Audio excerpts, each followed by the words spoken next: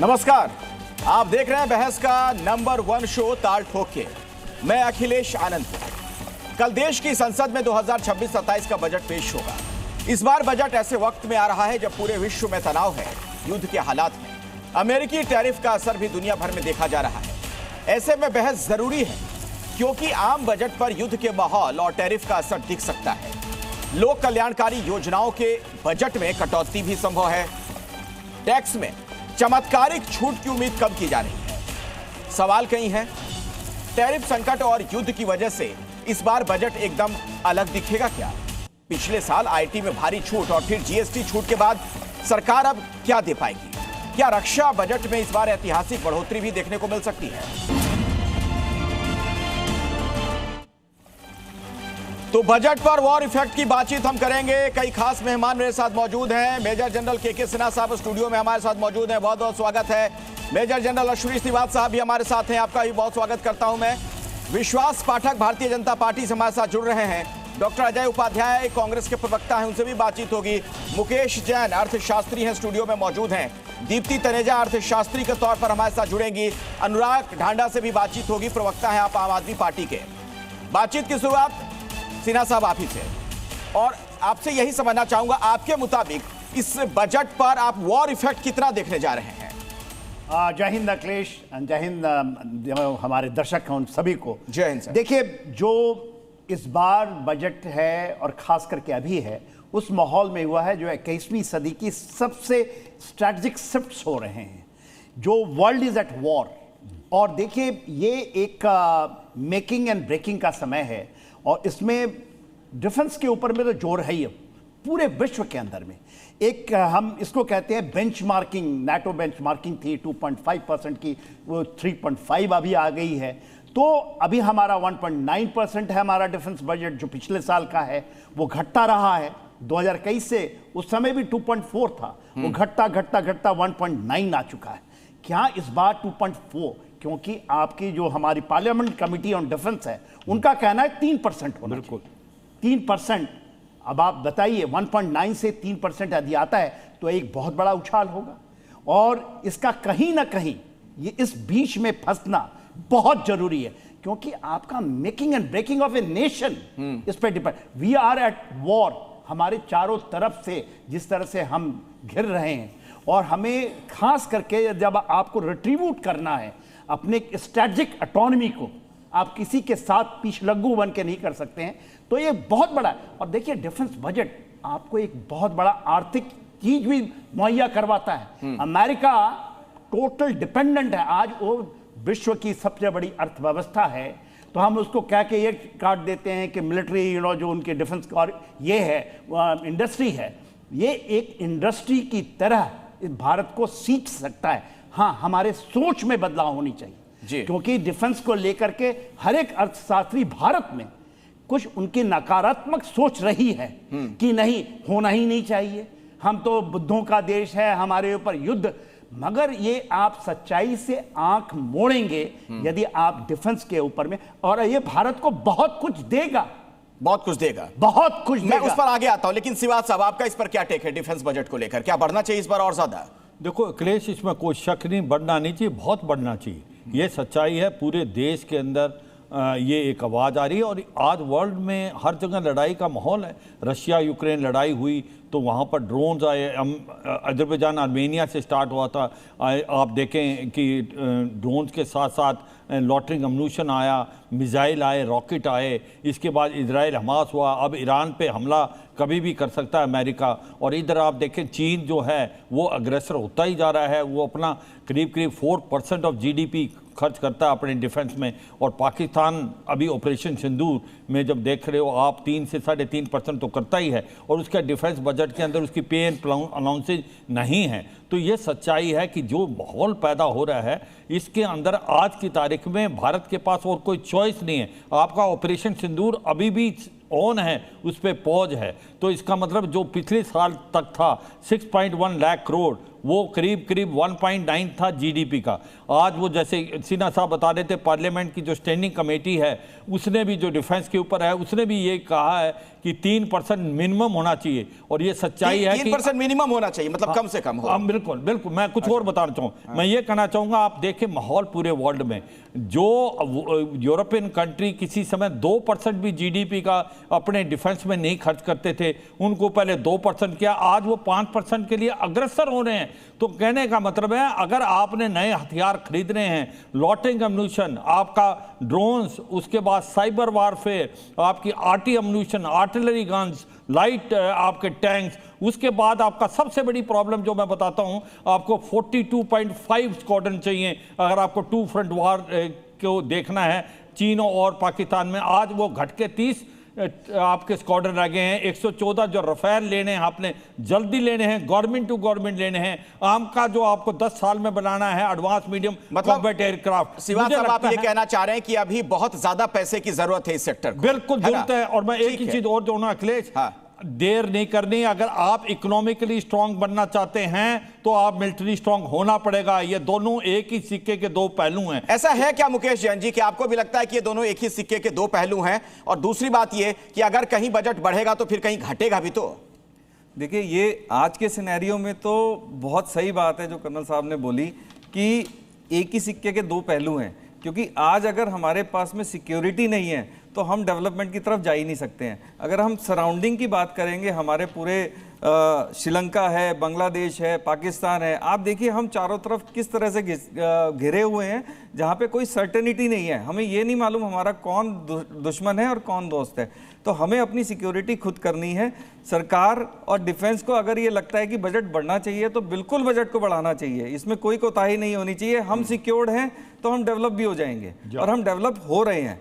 तो वो उसमें, और उसका इम्पैक्ट भी देखिए पड़ेगा, बिल्कुल पड़ेगा। अगर हम पिछले बजट की बात करें तो पिछले बजट में एक आम जनता को राहत दी गई थी, स्लैब को घटाया गया था और 12 लाख तक की इनकम को फ्री किया गया था। बट आज उसका बजट का इम्पैक्ट अगर आप देखेंगे तो एक मिडिल क्लास को छोड़ के जो भी हमने छूट दी थी वो एज इट इज रहेंगी। कोई नई छूट की कोई संभावना नहीं है। कोई उम्मीद ना करे कि किसी को नई छूट मिलेगी। हो सकता है नए सेस, नए लेवीज आए इसके ऊपर, बट मतलब लोक लुभावन नहीं होगा बजट, ये लग रहा है आपको? समाज से फिर भी बना लोक लुभावन जो कहते हैं वैसी तस्वीर नजर नहीं आएगी। नहीं आएगी सर, बिल्कुल नहीं आएगी। मैं उस पर बाद में आता हूं, लेकिन चूंकि डिफेंस वाले मुद्दे पर पहले मैं बात कर रहा हूं, विश्वास पाठक मेरे साथ भारतीय जनता पार्टी से हैं। विश्वास जी, क्या डिफेंस सेक्टर पर जोर रहेगा सरकार इस बजट में? क्या लगता है आप लोगों के पास, क्या है आइडिया इसको लेकर, कुछ है, अंदाजा है? देखिए, जहां तक देश के सुरक्षा का सवाल है, मोदी जी उसके ऊपर पूरा ध्यान देकर है, और जो जो मदद चाहिए वो सब मदद की जाएगी। देखिए, डिफेंस का बजट यानी सिर्फ जीडीपी का परसेंटेज में सोचना ये पूरी तरह बराबर नहीं है। जैसा 2014 में हमारा बजट का साइज 16 लाख करोड़ का था, तो उसका अगर 2% 3 लाख करोड़ होता है, तो आज हमारी बजट की साइज 55 लाख करोड़ है। तो उसमें 55 लाख करोड़ का जो साइज है वो 6-7 लाख करोड़ का हो जाएगा। मैं आंकड़ों में इसलिए जाना चाहता हूं क्योंकि डिफेंस यानी केवल डिफेंस इक्विपमेंट्स नहीं है। आज हमने मिलिट्री के लिए पूरा चाइना तक रोड बिछाए है, जम्मू कश्मीर में रेलवे बिछाई है, वन रैंक वन पेंशन संबंध विषय हमने इस्तेमाल किया है। इसलिए पूरे हमारे देश का मनोबल बढ़ाना, सिटीजन्स का मनोबल बढ़ाना ये भी जरूरी है। इसलिए डेवलपमेंट के साथ साथ डिफेंस भी रहेगा, वेलफेयर स्कीम्स भी रहेंगी, आर्थिक बातें भी रहेंगी। जिस प्रकार से मोदी जी विचार करते हैं, मैं उसका सिर्फ आपको उदाहरण देना चाहता हूँ। जीएसटी लागू करने के बाद में गत बजट में उन्होंने करीब करीब 1,75,000 करोड़ का उन्होंने ये लिया था, टोल लिया था, मीन्स नुकसान कह सकते हैं आप। दीप्ति तनेजा भी मेरे साथ जुड़ गई हैं, आप अर्थशास्त्री हैं। दीप्ति जी, आप कितना असर देखने जा रही हैं इस बजट पर, ये जो पूरी दुनिया में युद्ध जैसे हालात बने हुए हैं उसका? देखिए, बिल्कुल लगता तो है कि इस समय, देखिए पिछले बजट में भी पहले ही डिफेंस बजट को बढ़ाया गया था, जितना होता था जीडीपी के उसको और ज्यादा बढ़ाया गया था। लेकिन इस समय अगर आप देखें, दुनिया में बहुत कुछ चल रहा है, केवल उसको वॉर के प्रतिपक्ष में देखना एक बहुत मैं कहूंगी समझदारी की बात नहीं होगी कि केवल उसी दायरे में देखना चाहिए। क्योंकि इस समय जो जरूरत है भारत को, इस समय R&D पर स्पेंड करने की जरूरत है। जब हम जॉबलेस ग्रोथ की बात देख रहे हैं कि अपने जॉब्स को यहाँ पे रिटेन करने की जो जरूरत है, हम रुपये का भी डाउनफॉल देख रहे हैं, क्योंकि जो रुपये का डाउनफॉल हो रहा है और गोल्ड का प्राइस लगातार बढ़ता जा रहा है, तो उसके चलते जो कैपिटल आउटफ्लो जा रहा है, ये हमारे ओवरऑल मैक्रो इकोनॉमिक फंडामेंटल्स बहुत स्ट्रांग होने के बावजूद भी जो ये हम ट्रेंड्स देख रहे हैं, इस पर अगर गवर्नमेंट ज्यादा जोर देती है तो वो मैं देखना चाहूंगी कि इस बजट में होना चाहिए, क्योंकि ओवरऑल जो मैक्रो इकोनॉमिक फंडामेंटल्स हैं, डिफेंस का बजट भी जो है वो भी काफी हद तक, देखिए 13% पिछले साल ही कर दिया था, जीडीपी ओवरऑल हमारा बढ़ रहा है, तो जब बेस बढ़ रहा है तो उसका 13% अगर 13.5 से 14 भी लेके जाते हैं तो भी वो बहुत बड़ा एक आउटले हो जाता है। तो मेरा ये मानना है कि डिफेंस बजट जरूर बिल्कुल इंपॉर्टेंट है और उसके ऊपर सरकार पिछले बजटों से भी ध्यान दे रही है, लेकिन इस समय जो गवर्नमेंट का एक होना चाहिए वो एक R&D पर होना चाहिए कि क्यों हमारी जो सारा जो AI वर्ल्ड जो आजकल है वो भारत के ही ह्यूमन पावर पे चल रहा है, तो वो जो हमारी ह्यूमन फ्लाइट हो रही है, ह्यूमन कैपिटल जो हमारा बाहर के देशों में जाके, अमेरिका में जाके या और कहीं जाके कंट्रीब्यूट कर रहा है, उसको कैसे रिटेन करना चाहिए, इस पे फोकस हमारी सरकार को बहुत ज्यादा देने की जरूरत है। डॉक्टर अजय उपाध्याय भी जुड़ गया है हमारे साथ, आप प्रवक्ता हैं कांग्रेस के। अजय जी, एक तो ये वाली बात जो सवाल मैं शुरू से पूछ रहा हूं आज इस बहस में कि आप लोगों की क्या उम्मीद है डिफेंस बजट को लेकर, और दूसरी बात क्या आकांक्षाएं इस बार आपकी बजट से? देखिए, चूंकि ये रूटीन वर्क है, लेकिन इस बार वाकई जैसी वैश्विक परिस्थिति है और जिस तरह भारत की परिस्थिति है, जो आंकड़े अभी आए हैं और उन आंकड़ों की जो सच्चाई है, यदि सच्चाई का हम आकलन करें, जिस तरह से आर्थिक असमानता जो बेतहाशा बढ़ी है, 1% लोगों के पास देश की 40% संपत्ति, तकरीबन 58 राष्ट्रीय आय का 58% जो है मात्र 10% लोग कमा रहे हैं, और जिस तरह से मार से जो है इस देश का नौजवान झेल रहा है, जो राष्ट्रीय जो सुरक्षा, सामाजिक सुरक्षा योजना है, उसके तहत पिछली बार कटौती एक व्यापक स्तर पर की गई थी।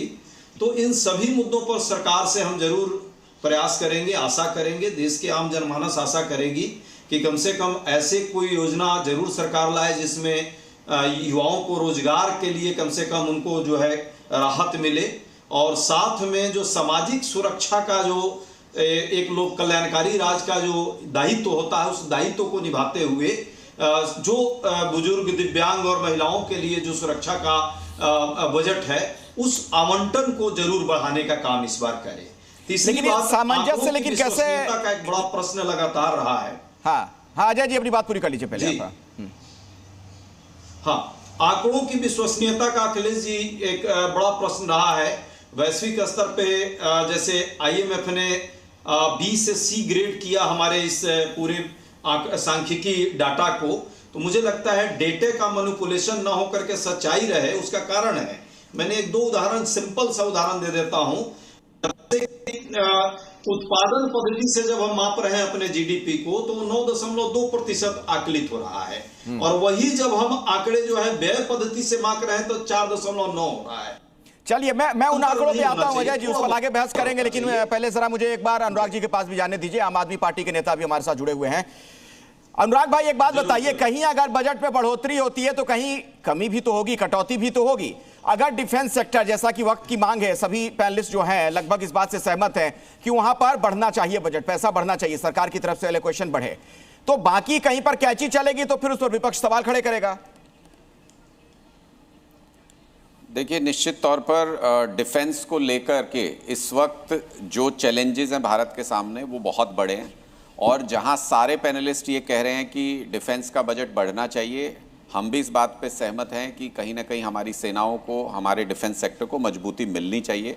लेकिन उसके साथ साथ आपको ये भी देखना होगा कि चैलेंज क्या है। चैलेंज ये है कि अगर आप पिछले बजट से और इस बजट को देखें तो 10 रुपये डॉलर का कीमत जो है वो बढ़ चुकी है। तो आप जो भी अलोकेशन करेंगे उसमें ये प्राइस भी मैटर करेगा। आपको बाहर से अगर इक्विपमेंट चाहिए, अगर आपको टेक्नोलॉजी चाहिए, अगर आपको डेवलपमेंट भी करना है, तो वो डॉलर का प्राइस उसके लिए बहुत इंपॉर्टेंट रोल प्ले करता है। डॉलर का प्राइस जिस तरीके से बढ़ रहा है, आप कितना भी और 1% अलोकेशन आप अगर बढ़ा देंगे तो लगभग वो पिछले बजट के बराबर जाके पड़ेगा। इतना प्राइस में अंतर आ चुका है 1 साल के अंदर। तो इसकी वजह से भी भारत के चैलेंजेस बहुत ज़्यादा बढ़ते जा रहे हैं, और हमारा मानना साफ तौर पे ये है कि जितना ज़रूरी हमारे लिए डिफेंस बजट को बढ़ाना है, उतना ही ज़रूरी जो देश के अंदर हेल्थ और एजुकेशन के ऊपर खर्च होना चाहिए उतना ही ज़रूरी वो खर्च करना भी है, क्योंकि आज के दिन में अगर आप यूएस को देखें या दूसरे कंट्रीज़ को देखें, वहाँ से लगातार हमारे लोगों के वीज़ाज़, H1B वीज़ा को लेके, प्रोफेशनल वीज़ा को लेके जो चैलेंजेस आ रहे हैं, वो हमारे सामने अपनी वर्कफोर्स को मेंटेन करने के लिए हेल्थ और एजुकेशन सेक्टर, इन दो को डेवलप करना बहुत ज़रूरी है। और साथ ही साथ आप जितने युवाओं को तैयार कर रहे हो पढ़ा लिखा करके, उनके लिए रोजगार का इंतजाम करना भी बहुत जरूरी है, जिसमें बुरी तरह से फेल साबित हुई है मोदी सरकार। 2014 से लेकर अब तक का रिकॉर्ड देख लीजिए, जितने इन्होंने प्रॉमिस किए थे उनमें से बहुत हद तक ये रोजगार दे ही नहीं पाए। तो उसको कैसे करेंगे, ये भी एक बहुत बड़ा चैलेंज होगा। रोजगार देश के अंदर देना इस वक्त सबसे महत्वपूर्ण है। अगर आपका यूथ सेटिस्फाई नहीं होगा, अगर आपका यूथ संतुष्ट नहीं होगा, तो बहुत मुश्किल हो जाता है बाकी किसी भी सेक्टर को मैनेज करना। ठीक है, विश्वास पाठक, इसका जवाब आप देना चाहेंगे, उसके बाद मैं जाता हूं बाकी मेहमानों के पास। देखिए, जहां तक नरेंद्र मोदी जी का सवाल है, 2014 में जब ये सरकार बनी थी, उन्होंने देश के लिए एक लॉन्ग टर्म स्ट्रैटेजी लाई थी। स्ट्रैटेजी के हिसाब से उन्हें सर्वप्रथम हमारी जो ग्रोथ रेट है और ग्रोथ उसको बढ़ाने का उनका ये था, चैलेंज था। आज बताइए, 2014 में जब 2 ट्रिलियन की हमारी इकोनॉमी थी, आज वो 4 ट्रिलियन की हो गई है। बजट का साइज जो हमारा 16 लाख करोड़ का था, आज वो 55 लाख करोड़ तक चले गया है। इसलिए जीडीपी की ग्रोथ ये उनकी प्रायोरिटी है। आज पूरे विश्व में जो टॉप 10 इकोनॉमी है, उनका सरासरी दर जो है, ग्रोथ रेट जो है, एवरेज ग्रोथ, वो 3.5% है। वेरेज हमारा 7.2% से ग्रोथ हो रही है। एफडीआई में हमारा मोस्ट फेवर्ड डेस्टिनेशन है, 81 बिलियन का एफडीआई देश में आ रहा है। और जहाँ तक डिफेंस का सवाल है, हम लोग अभी डोमेस्टिक डिफेंस के ऊपर भी महत्व दे रहे हैं। आज जो सिंदूर चल रहा है, सिंदूर में पाकिस्तान में हमारे ड्रोन्स ने जो कारनामे किए, वो हमारे डोमेस्टिकली मैन्युफैक्चर्ड है। अगर हम सैटेलाइट में इन्वेस्टमेंट करते हैं तो डिफेंस के उसके लाभ मिलना है। अगर एआई टेक्नोलॉजी में हम इन्वेस्टमेंट कर रहे हैं तो उसको डिफेंस की फायदा मिलना है। इसलिए मोदी जी ये होलिस्टिक एक लेकर जो वेलफेयर स्कीम से उसको भी आगे बढ़ाने का है। अंत्योदय तक जल, जीवन, पानी, बिजली, सड़क, ये भी करना है। इसलिए 2014 से जो हमने लाइन पकड़ी है, उसी लाइन को बार बार जनता एंडोर्स कर रही है। और उनका नौकरी वाला जो सवाल था उसका जवाब भी दे दीजिए, रोजगार वाला। कारण ये है, उसके बाद मैं आता हूं, जो दिशा पकड़ी वो दिशा सही है। हाँ, रोजगार भी बढ़ रही है। देखिए, इतने बड़े देश में रोजगार के साथ साथ स्वयं रोजगार भी जरूरी है। इसलिए मुद्रा सम्मान लोन के माध्यम से एक क्रांति हुई है।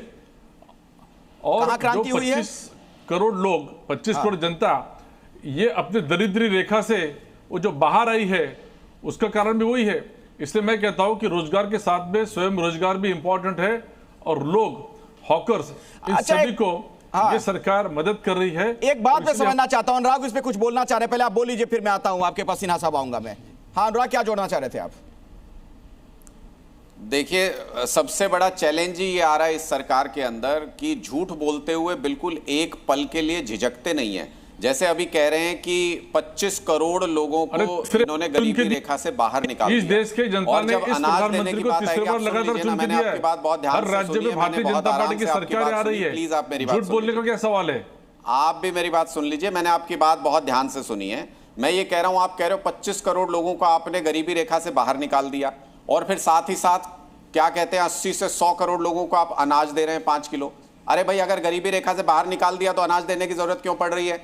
तो आप कम से कम अपनी बात पे तो रहिए। मैं आपके सामने आंकड़े अगर पढ़ूंगा तो आप खुद शर्मिंदा हो जाएंगे। आपने 19 ऐसे वादे कर लिए जब से सरकार में आए मोदी जी ने बजट में, जिनमें से कुछ भी पूरा नहीं हुआ। 100 स्मार्ट सिटी में से आप 5 के नाम गिनवा दो, अभी यहीं खड़े खड़े, अभी यहीं इस शो पे बैठे बैठे 5 के नाम गिनवा दो। वो बुलेट ट्रेन चलनी थी 2022 तक, कब तक चल जाएगी? एक करके तो, अरे भाई जब आप कह रहे हैं गिनवा दो तो सुन तो लीजिए। अजय जी बता दीजिए उनको 5 स्मार्ट सिटी का नाम बता दीजिए। हाँ बताइए 5 स्मार्ट सिटी के नाम। देखिए, बुलेट ट्रेन की जो आप बात कर रहे हैं, बुलेट ट्रेन अभी तक चालू ही होती थी। महाराष्ट्र में आप छोड़िए, बुलेट ट्रेन पे रोक लगा दी, मेट्रो ट्रेन पे आपने रोक लगा दी, यहाँ का कोस्टल रोड पे रोक लगा दी। अगर इस प्रकार की सरकारें अगर राज्य में होती है, सब कुछ हमने रोक लगा दी, तो आप क्यों सरकार चला रहे हैं? जब महाराष्ट्र में शुरू हो गई तो बुलेट ट्रेन भी खत्म हो रहा है। भाई मुझे 5 स्मार्ट सिटीज के नाम आप बता देंगे आज इस शो पे, तो हम करोड़ को ये कम से कम उम्मीद करें कि कल जो प्रॉमिस करोगे वो भी पूरा होगा। आज मुंबई आकर देखो, इंदौर जाओ, नागपुर देखिए, सब शहर कैसे आगे बढ़ रहे हैं। मैं सारे पैनलिस्ट बैठे हैं और देश की जनता भी आपको सुन रही है। अगर इन 3 सिटीज को आप कह रहे हैं कि आपने कुछ इसमें बदल दिया और इसको स्मार्ट सिटी बना दिया, फिर भी 5 ही नहीं गिनवा पाए, आपने 3 के नाम लिए हैं। मैं लोगों के ऊपर छोड़ता हूं उसमें स्मार्ट सिटी के नाम पे आपने क्या किया है, मुझे 4 चीज लखनऊ है, भोपाल है,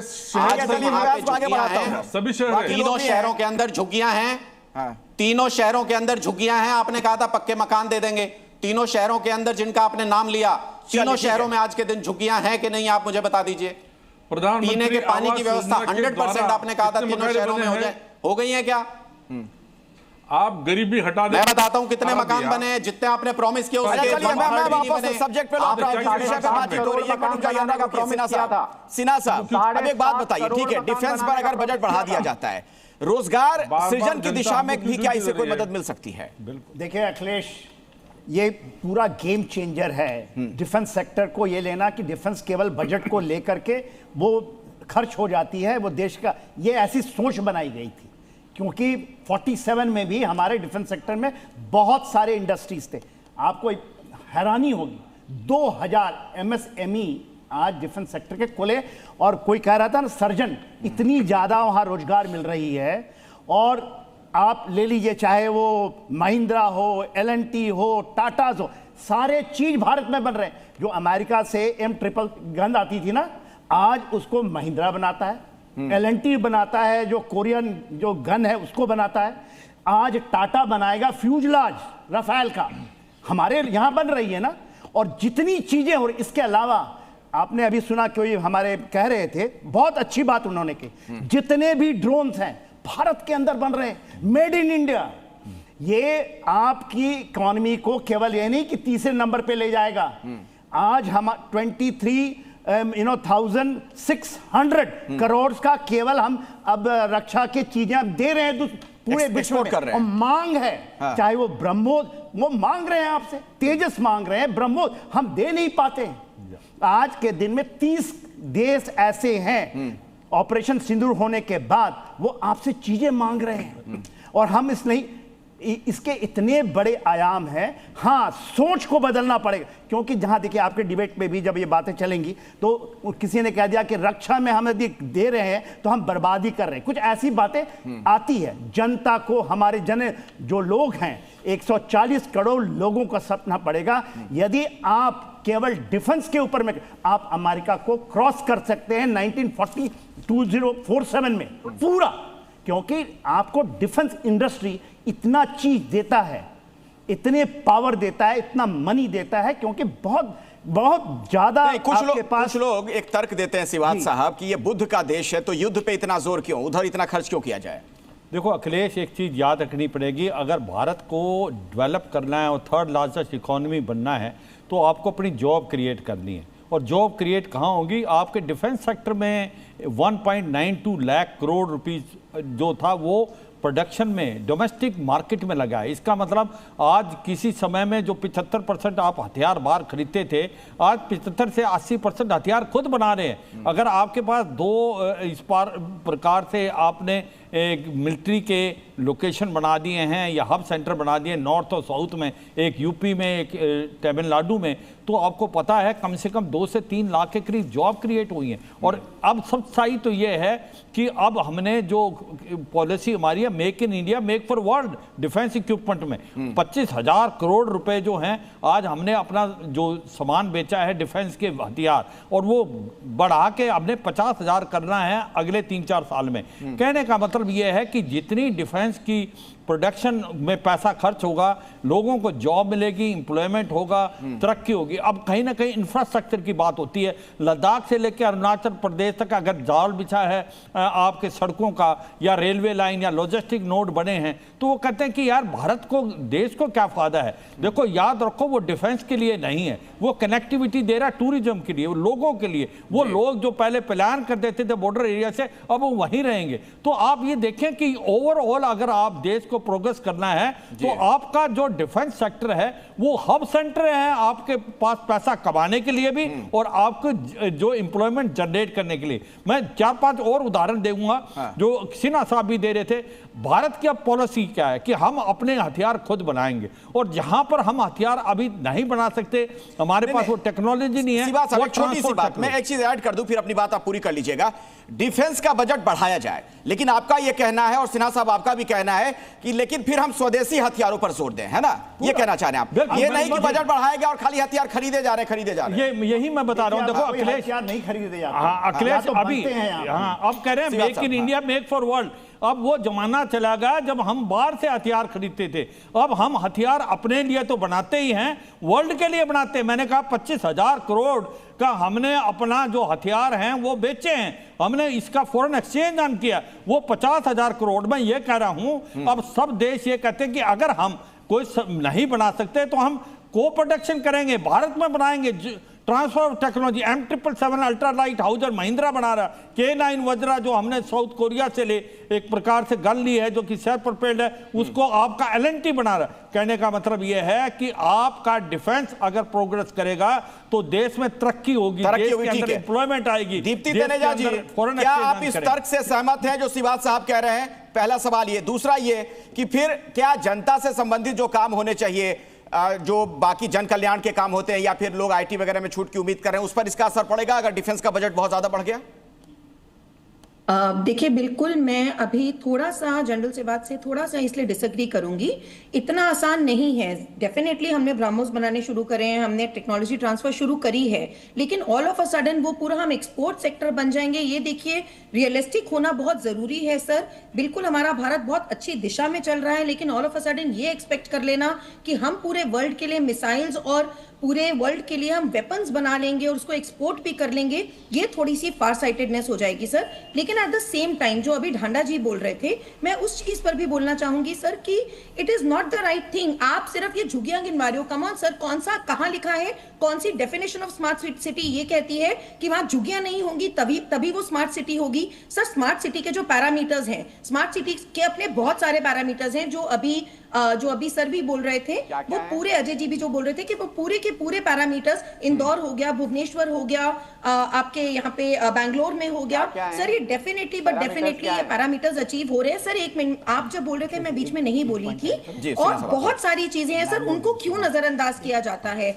हमारा जो टॉयलेट वाला जो पूरा हमारा सेक्टर है, हमारा जो स्वच्छता मिशन है, उसमें आप देख लीजिए, आप हमारा पॉवर्टी रेट देख लीजिए, और आप जो अनएम्प्लॉयमेंट की सर बात कर रहे थे, मैं बिल्कुल नहीं इस पे बोलूंगी, नहीं बोलना चाह रही हूं कि नहीं अनएम्प्लॉयमेंट हमारा सिचुएशन बुरी है, ये बिल्कुल इसमें कोई दो राय नहीं है कि जॉबलेस ग्रोथ जिसको हम कह रहे हैं वो हो रही है। लेकिन ये कहना कि एम्प्लॉयमेंट दी अनुराग ढांडा जवाब देना चाह रहा है, लेकिन सिन्हा साहब उसके पास कुछ जोड़ना चाह रहे थे उससे पहले। सिन्हा साहब, देखिए अखिलेश जी, मैम को थोड़ा सा मैं करेक्ट करना चाहूंगा। मैम, जब तक आप सोच बड़ी नहीं रहेंगी तब तक आपने कहा कि हमारी इतनी छलांग नहीं लगी। छलांग उससे ज्यादा लगने वाली है, क्योंकि आप बैटल प्रूवन चीजों को दे रहे हैं। आज आप तेजस की मांग अमेरिका कर रहा है मैम, आप सोच सकती हैं, जो F-35 बनाता है उसकी मांग कर रहा है अमेरिका।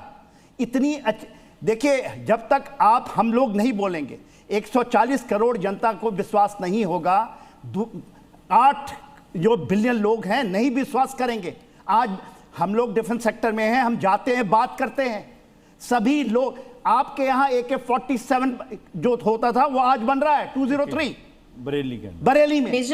मैम देखिए, मैं आपको नहीं काट रहा हूं, आप सही बोल रही हैं, ठीक है, हमारी ऐसी, मगर ये सोच में कमी थी हमारी, इसलिए हमने डिफेंस को रहा कि डिफेंस केवल पैसा खाती है। एक चीज जोड़ दूं, देखो एक चीज समझना पड़ेगा, सोच बदलनी पड़ेगी। ये बरमोज मिसाइल की आज 34 देश है जो डिमांड कर रहे हैं, आकाश तीर की डिमांड। मेरा मतलब ये है छोटा स्टेप लेके हम आगे बढ़ेंगे, हमारी सोच बदलनी है। ये सोचना है कि आज हम ये सोच रहे हैं कि वो हथियार जो हम पहले खरीदते थे आज हम खुद बनाएंगे और पूरे वर्ल्ड को चेंज करना बहुत जरूरी है। ठीक है दीप्ति जी, ग्रोथ होने वाली है, इलेक्ट्रॉनिक्स, ईवी पे जो ग्रोथ जाएगी, आप उसको भी नजरअंदाज नहीं कर सकते हो। जो बार बार अखिलेश जी बोल रहे बिल्कुल नहीं हैं कर सकते। कि इसका पाई मतलब एक है ही है, आपके, सबको उस चाहे पाई से आपको ही चिप्स बनानी है, सेमीकंडक्टर बनाने हैं, वो भी आपके डिफेंस बिल्कुल में आएंगे, सर, वो भी हम बिल्कुल। R&D में स्पेंड करेंगे। मेरा मतलब है आपकी बिल्कुल, सोच वो भी बदलनी हमारा है, need of the आपको time है, ये हम उसको सोचना नहीं है नजरअंदाज ये कर सकते। ओवरऑल डेवलपमेंट कराना है पूरे वर्ल्ड का। ठीक है। अनुराग ढांडा, अनुराग, देखिए, मैं दो चीजें कहना चाहता हूं। एक कि अभी तक भी अगर एक भी स्मार्ट सिटी बना होता तो सबसे पहले मोदी जी वहां जाके अनाउंस करते कि देखो हमने 100 ये पहला स्मार्ट सिटी बन गया। पहली बात तो इसमें सबको कॉमन ग्राउंड पे होना चाहिए कि कोई स्मार्ट सिटी अभी तक देश के अंदर बना नहीं है, 100 का अनाउंसमेंट करने के बाद भी। दूसरा, अगर हम प्रोडक्शन करते हैं देश के अंदर, डिफेंस सेक्टर में प्रोडक्शन निश्चित तौर पे बढ़ना चाहिए, लेकिन जो प्रोडक्शन हम करते हैं आप उसके रिजल्ट्स क्या आ रहे हैं, मतलब वो सिर्फ प्रोपेगेंडा नहीं होना चाहिए। आप ये देखिए कि मेक इन इंडिया के तहत इन्होंने कहा था कि हम ज्यादा से ज्यादा प्रोडक्शन इंडिया के अंदर करेंगे, लेकिन अगर नंबर्स हम देखते हैं तो चीन से आयात 70 बिलियन का होता था हमारा 2016-17 में, आज वो बढ़ के 101 बिलियन का हो गया। तो आयात बढ़ रहा है, हम प्रोडक्शन बढ़ा रहे हैं, तो हमारा निर्यात बढ़ना चाहिए, आयात बढ़ रहा है। फिर चीन के साथ आप औद्योगिक आयात में देखेंगे तो हमारी चीन की हिस्सेदारी 21% से बढ़ के 30% हो गई है हमारे साथ। तो इसका मतलब तो वो जो हमारी जो स्पीड है प्रोड्यूस करने की और जो निर्यात करने की, वो कहीं कम है। ठीक है, इसका जवाब ले लेते हैं, उसके बाद अजय जी आपके पास आता हूं मैं। और एक लाइन और सिर्फ एक लाइन करेंसी के बारे में, सिर्फ एक लाइन, एक आखिरी लाइन, एक लाइन।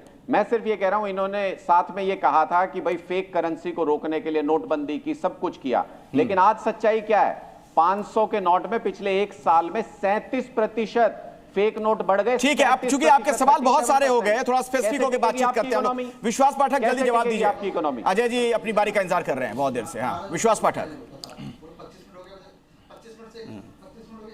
नहीं, मुझे बताइए, इंपोर्ट एक्सपोर्ट की बात कर रहे हैं, फॉरेन एक्सचेंज रिजर्व्स हमारे सालों साल क्यों बढ़ रहे हैं?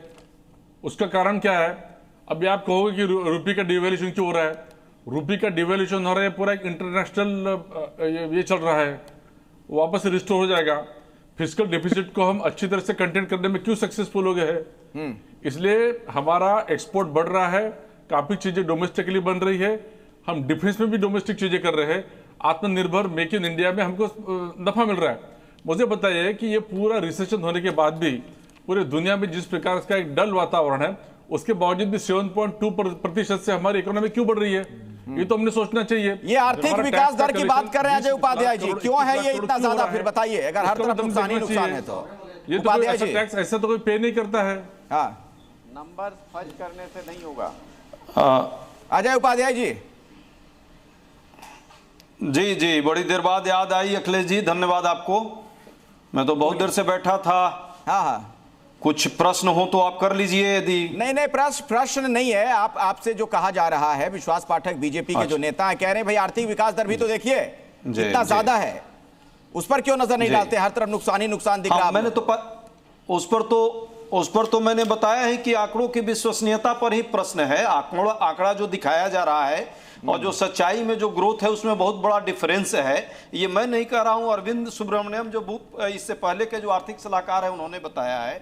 और सच्चाई उसको आप जब सब्सटेंसिवली कीजिएगा तो सच्चाई ये है कि 5 में से 4 भारतीय जो है 200 रुपये प्रतिदिन के पर गुजारा कर रहे हैं। 1/3 भारतीय मात्र 100 रुपये की उनकी इनकम है, उस पर वो गुजारा कर रहे हैं। अलग बात है कि कारपोरेट टैक्स जो है अभी मुनाफा बढ़ गया है, और कारपोरेट मुनाफा मानकर चलिए कि अभी जीएसटी कलेक्शन भी बढ़ा है, पिछले बजट में बढ़ा है, पिछले फाइनेंशियल ईयर में। तो इन मुद्दों को भी ध्यान देने की जरूरत है। जिस तरह से एफडीआई जरूर हमारा फ्लो बढ़ा है, लेकिन नेट एफडीआई की बात कीजिएगा तो नकारात्मक इस सेंस में ये ऐसा होता है क्या मुकेश जैन जी? क्या आंकड़ों की बाजीगरी होती है जो कांग्रेस के नेता कह रहे हैं कि आंकड़े गलत दिखा दिए जाते हैं, सुनहरे आंकड़े दिखा दिए जाते हैं? 2014 से पहले तो कांग्रेस ही थी सत्ता में, तो इनको ज्यादा अच्छे से पता होगा कि आंकड़ों के साथ कोई जादूगरी होती है या नहीं होती है। लेकिन इन सब चीज के बीच में एक डिफेंस वॉर की बात हो रही है, एक सिविल वॉर की बात चल रही है। जैसे टेपर टेंट्रम आपने नाम सुना होगा, 2013 में हुआ था, जिसको देश में संभालना बहुत मुश्किल हो गया था। आज सेम हमारा ट्रम्प टेंट्रम चल रहा है जो 2025 में आया है। दोनों में 2013 में जब वो टेपर टेंट्रम हुआ था उसको संभालना बहुत मुश्किल हो गया था। आज लेकिन हमने अच्छे से संभाला हुआ है। हमने जो कन्वर्ट किया है, आज देखिए यूके में हम जो यूरोप में हमने FTA साइन किया है, FTA इंप्लीमेंट हो गया है। हाँ। तो ये कहीं चलिए अभी बातचीत करने के लिए बहुत कुछ है और कल बजट का हम लोग इंतजार भी कर रहे हैं। जब बजट पेश हो जाएगा उसके बाद इस पर और गहनता के साथ विश्लेषण करेंगे, चर्चा भी करेंगे। आप तमाम मेहमानों का बहुत बहुत शुक्रिया हमारे साथ आज इस बहस में जुड़ने के लिए। और दर्शकों को एक बार फिर से मैं कह दूं, बजट पर बड़ी कवरेज जी न्यूज पर जरूर देखिएगा।